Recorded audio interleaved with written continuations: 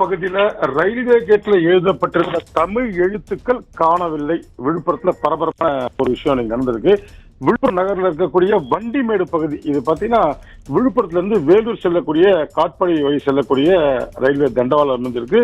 இந்த பகுதியை கடந்துதான் சென்னை தேசிய நெடுஞ்சாலைக்கும் போறதுக்கான ஒரு வழியா இருக்கு.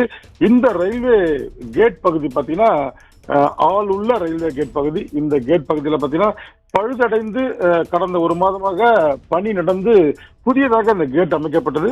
புனரமைக்கப்பட்ட இந்த கேட் பகுதியில இன்னைக்கு முன்னாடி இருந்த நில் அப்படின்ற ஒரு தமிழ் எழுத்துக்கள் இருந்த அந்த இடத்துல இருக்கக்கூடிய அந்த எழுத்துக்கள் இல்ல.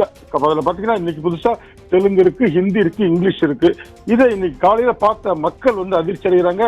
அங்க இருந்த கேட் கீப்பர்ட்ட கேட்கறாங்க, இந்த எழுத்துக்கள் தமிழே இல்லையா, தமிழ் இருந்துன்னு சொல்றாங்க. இதனால அந்த பகுதியில் ஒரு பரபரப்பு ஏற்பட்டது. உடனடியாக ரயில்வே அதிகாரிகளுக்கு இந்த தகவல் தெரிவிக்கப்பட்டது.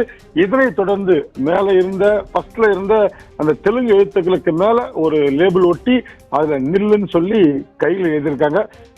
இந்த விஷயம் விழுப்புரம் பகுதியில் மிகப்பெரிய பரபரப்பு ஏற்பட்டிருக்கு.